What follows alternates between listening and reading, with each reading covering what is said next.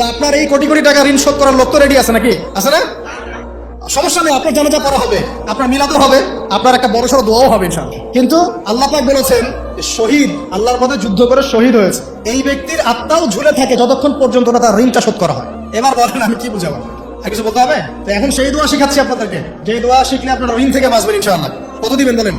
আচ্ছা, হ্যাঁ, এই তো শুকরিয়া। দোয়া করবেন যেন আল্লাহ পাকের দিনটাকে আল্লাহর জমিনে প্রতিষ্ঠা করতে পারি। আমার সাথে বলেন, দোয়াটা হচ্ছে আল্লাহুম্মা ইকফিনি বিহালালিকা আন হারামিকা ওয়া আগনিনি বিফাদলিকা আম্মান সিওয়াকা।